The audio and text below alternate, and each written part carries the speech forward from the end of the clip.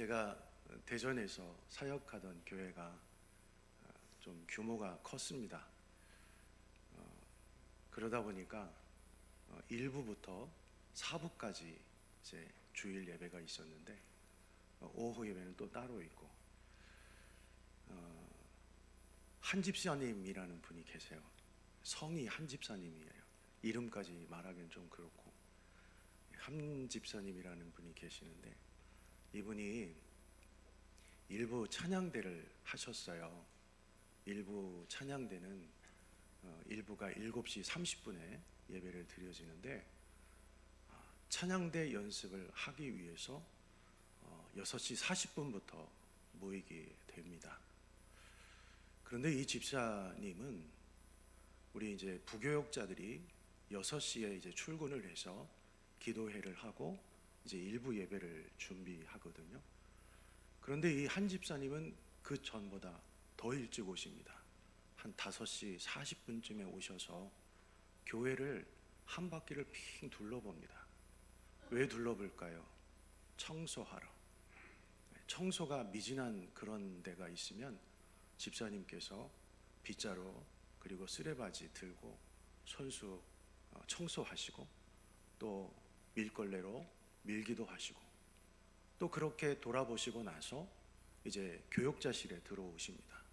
들어오셔서 목사님들께 뭐 도와드릴 일 없냐 그렇게 말씀을 하시고, 우리가 혹시 또 이렇게 부탁드릴 게 있으면 집사님께 부탁을 드리기도 하고, 그렇게 열정적으로 섬기시고 헌신하시는 그런 집사님이셨습니다. 어느 날인가 제가 잠깐 좀 텀이 좀 길게 있어서 한 20분 정도 그 집사님과 대화를 했던 적이 있었습니다. 차를 마시면서 대화를 했던 적이 있는데, 대화를 하다가 그 집사님의 인생 스토리 그리고 신앙의 스토리를 잠깐 들었습니다. 이 집사님이 처음에는 믿음이 있어서 교회에 나온 것이 아니라 아내의 잔소리 때문에 교회를 나왔다라는 거예요. 하도 주일만 되면 잠을 못 자게 하고, 또 교회에 나가자라고 하는 잔소리를 수도 없이 달고 따발총처럼 이야기를 했다라는 거예요. 그래서 아내의 잔소리에 성화에 못 이겨서 교회를 다니기 시작했다라는 것입니다. 그래도 은혜이지요. 그렇게 잔소리를 해도 안 나오는 남편들이 얼마나 많습니까? 그런데 이 집사님은 그래도 아내를 사랑하기 때문에 그 잔소리에 못 이겨서 나오기는 했지만 어찌됐든 신앙생활이 시작이 된 거예요. 그렇게 교회를 나와서 신앙생활을 하는데 무슨 믿음이 있겠습니까? 헌신을 하고 봉사하는데, 여러분 어떤 열정을 가지고 봉사하고 헌신하겠습니까? 아무 생각 없이, 의미 없이 교회를 다녔겠죠. 그렇게 한 1년 정도 다니다 보니까 성도들과 이제 어느 정도 알게 되고, 그러다 보니까 교회를 끊을 수 없는 거예요. 이제 교인들의 눈치를 보게 되어서 교회를 나오게 되었다라는 것입니다. 그러다가 어느 날인가 예배를 드리는데 찬송가 275장, 279장 인애하신 구세주여 죄인오라 하실 때에 날 부르소서, 이 가사에 갑자기 꽂혔다라는 거예요. 그러면서 그날 얼마나 눈물이 났는지, 얼마나 하나님께서 나에게 감동을 주시든지, 예배가 아니라 그날 스스로 눈물을 훔치느라 예배를 제대로 드리지 못했다라는 것입니다. 그러면서 하는 말이 뭐냐면, 내가 그동안 한 1, 2년 정도 교회에 나와서 예배 드리고 봉사를 한다고 봉사하고 헌신을 한다고 헌신을 했는데, 내가 누구를 위해서 앉아 있었고 누구 때문에 앉아 있었고 내가 누구를 위해서 예배 드리고 있는지 몰랐습니다. 그러나 내가 하나님을 제대로 바라보지 못한 그것을 회개하면서, 그러면서 집사님이 이런 말씀을 하시더라고요. 그 전에는 내가 가짜 신앙, 가짜 믿음을 가지고 있었는데 지금은 하나님께서 나에게 진짜 믿음을 허락해 주셨습니다 라는 그런 고백을 들었습니다. 처음에 눈치 때문에, 또 형식 때문에, 또 체면 때문에 교회 생활을 시작했고 예배를 드렸지만 하나님이 그 예배를 사용하셔서 이 집사님을 진짜 믿음의 사람으로 세워주셨다라는 사실입니다. 여러분, 혹시 우리도 그렇지 않습니까? 처음에는 부모님 때문에, 처음에는 누구 때문에, 처음에는 습관처럼 그렇게 교회에 나오게 되고 신앙생활을 하게 됩니다. 그러나 내가 그렇게 가짜로 시작했을지라도 하나님은 하나님 앞에서 예배할 때, 하나님 앞에서 신앙생활할 때 진짜 믿음을 가지고 살아가기를 원하신다라는 사실입니다. 여러분, 오늘 하나님께서 갈라디아서 1장 10절 말씀을 통해서 아마도 우리에게 이렇게 묻고 있는 것 같습니다. 너는 누구의 편에 있느냐? 너는 누구의 편에 있느냐? 요즘에 우리 기독교인들에게 핫한 영화가 있죠. 실화를 바탕으로 만들어진, 허구가 아닙니다. 실화를 바탕으로 만들어진 신의 악단이라는 영화가 있습니다. 여러분 혹시 보신 분도 계실 것이고 이야기를 들으신 분도 계실 겁니다. 저는 본의 아니게 이 영화를 2번을 봤는데요, 이 영화의 내용을 제가 잠깐 짤막하게 말씀을 드리겠습니다. 이 북한이라는 땅이 국제사회에 이 제재를 많이 받고 있잖아요. 대북 제재를 많이 받고 있다 보니까 외화가 없습니다. 그래서 그 외화벌이를 위해서 이제 NGO 단체에서 너희들이 교회를 만들면, 교회에서 신앙생활을 하는 사람들이 있으면 우리가 너희들에게 그 외화를 너희들에게 주겠다라는 그런 말을 해요. 그래서 이 원조를 받기 위해서, 외화를 지원받기 위해서 가짜 교회를 만들고 가짜 부흥회를 한다라는 그런 설정에서 이 신의 악단 영화가 시작이 됩니다. 여러분, 북한이라는 땅은 종교의 자유가 없습니다. 그러다 보니까 그 종교의 자유가 없는 체제 속에서 찬양단을 만들고, 또 교회는 그 교회 건물은 얼마든지 만들 수 있죠. 찬양단을 만들고, 그래서 이 국제사회를 속이겠다는 그런 처음부터 모순된 그런 계획으로 시작이 됩니다. 더구나 그 반동분자를, 그러니까 신앙생활을 하는 사람들, 하나님을 믿는 사람들, 기독교인들을 색출하는 보위부에서 그것을 관장을 하게 돼요.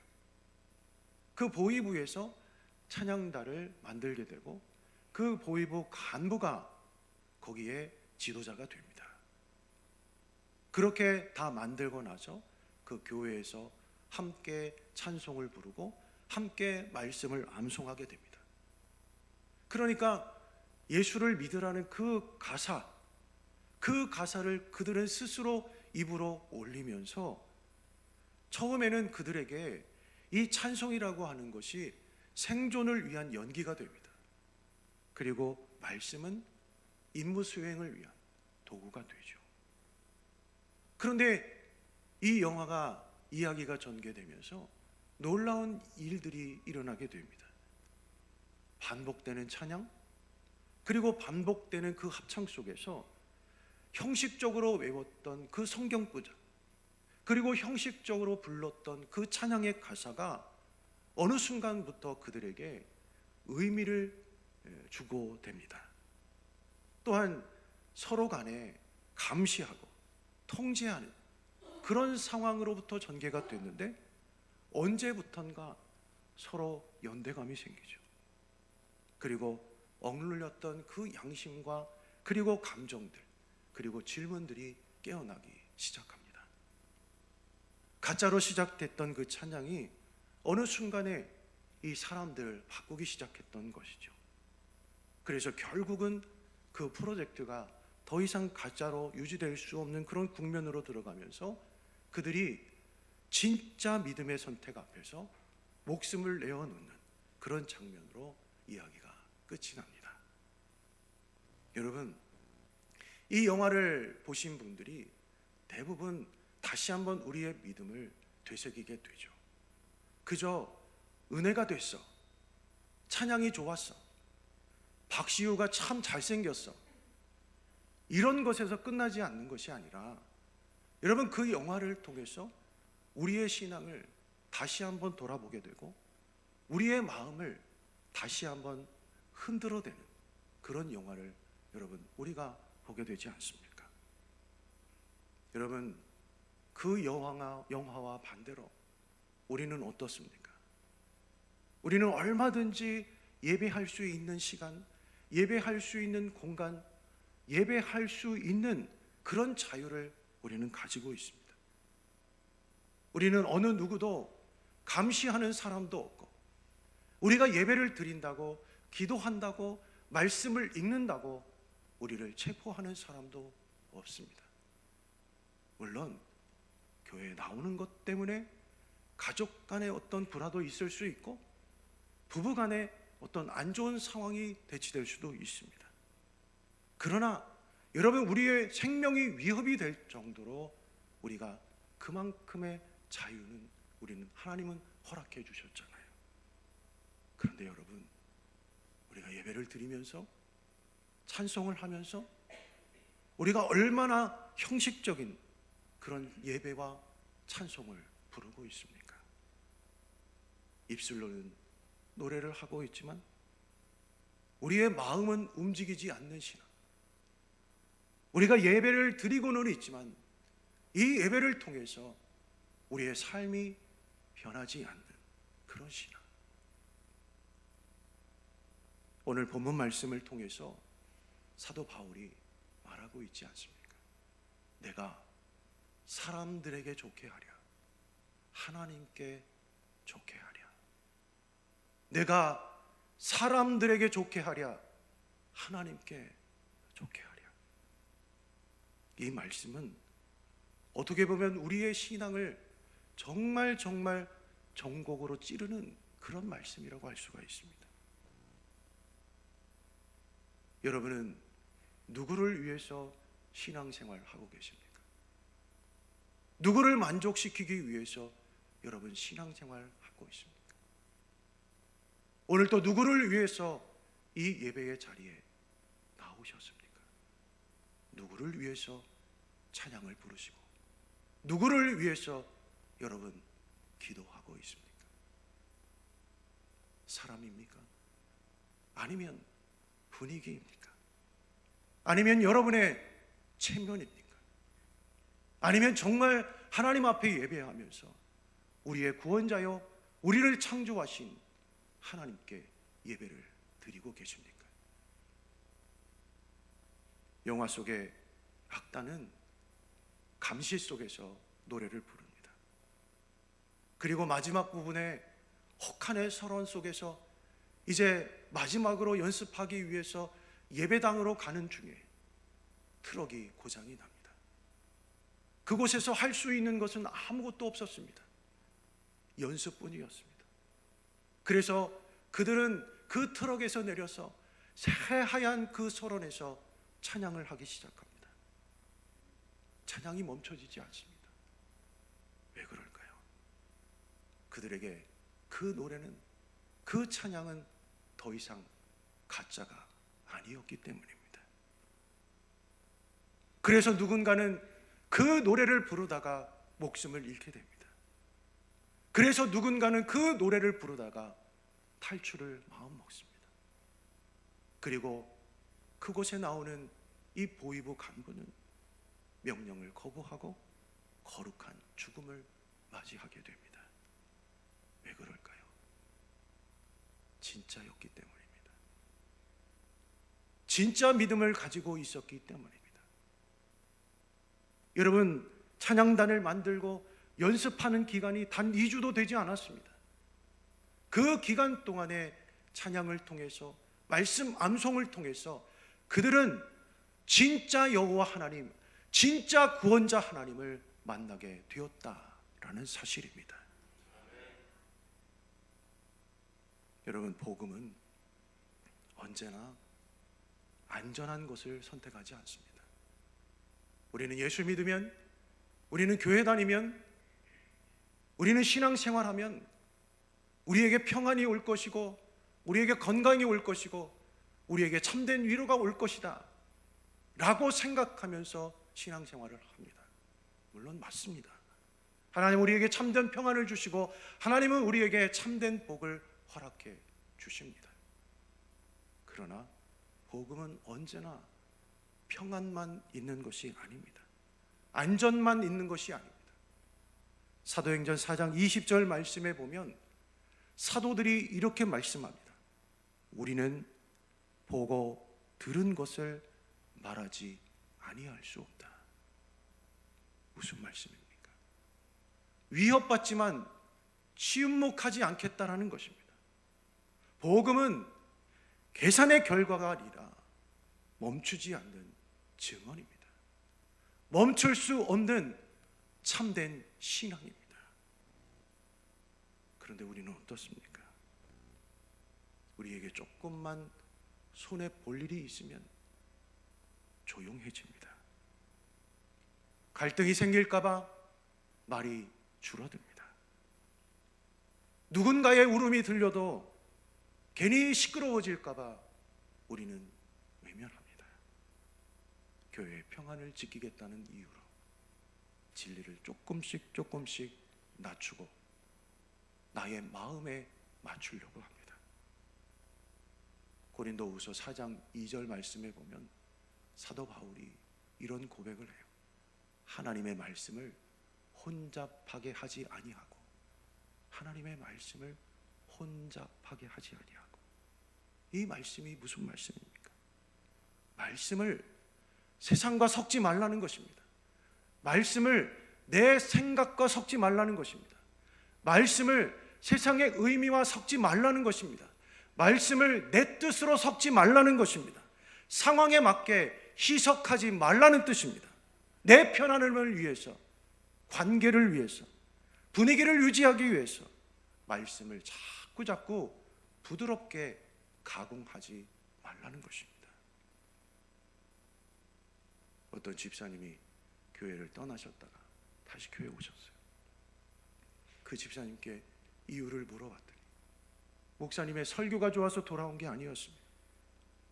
예배가 끝났는데 어떤 권사님이 그 성도님을 찾아가서 따뜻한 손으로 손을 만져주시고 따뜻하게 안아주시면서 잘했어, 참 잘했어, 잘했어. 여러분, 이것이 진짜 손입니다. 그 온기가 바로 진짜였습니다.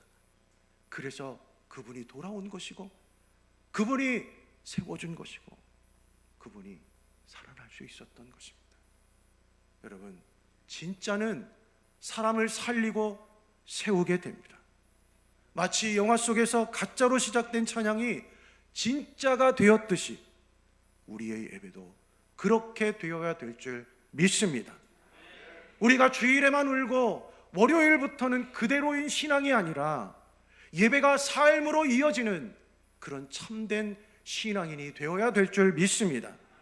찬송가 가사가 단순히 우리에게 좋은 감정, 좋은 멜로디가 아니라 찬송이 우리의 결단이 되어야 될 줄 믿습니다. 여러분, 우리가 신앙생활하다가 아주 쉽게 이런 말을 하지 않습니까? 나는 조용하게 신앙생활하고 싶어. 괜히 나섰다가 손해보는 거 아니야. 그냥 내비둬. 알아서 하게 내비둬. 여러분 물론 그 마음 다 이해합니다. 그런데 여러분, 십자가라고 하는 것은, 예수 그리스도의 십자가라고 하는 것은 결코 조용한 선택이 아니었습니다. 예수님은 우리를 위해서 공개적으로 진리 편에 서셨습니다. 그래서 우리가 구원받은 것 아니겠습니까? 여러분, 진리 편에 선다는 것 결코 거창한 일이 아닙니다. 남들이 누군가를 험담할 때 내가 따라 웃지 않은 것입니다. 불의한 일이 있을 때, 불의한 이익이 있을 때 단호하게 거절하는 것입니다. 상처 입은 사람들의 편에 서는 것, 혼자라도 정직하게 서는 것. 그래서 진리는 때로 외로운 것입니다. 그러나 하나님은 진리의 편에 서는 사람을 결코 홀로 두지 않습니다. 이 신의 악단 마지막 장면에 보면 천국을 연상시키는 그 공간 안에서 모두가 함께 모여서 찬송을 합니다. 가짜로 시작된 그 노래가 결국은 영원한 노래가 되었다라는 것입니다. 저는 그 장면을 보면서 이런 생각이 들었습니다.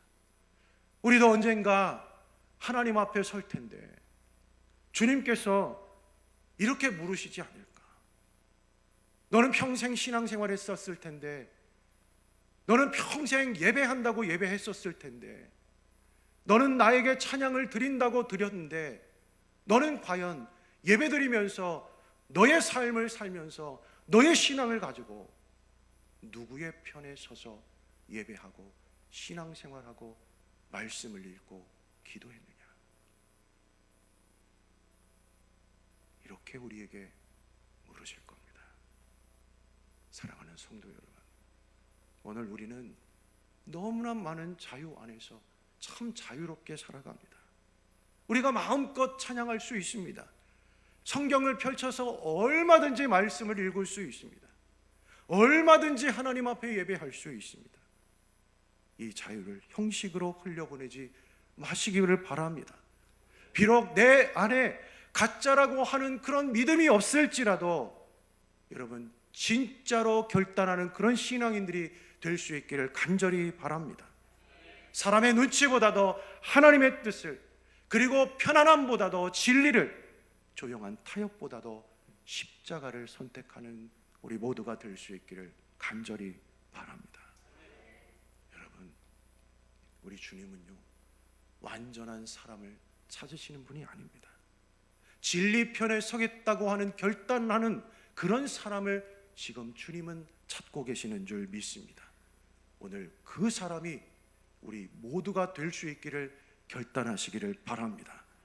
가짜로 시작한 노래가 진짜 믿음이 되었듯이 형식으로 시작한 우리의 예배가 눈물과 순종과 결단이 있는 진짜 예배가 되기를 간절히 축원합니다.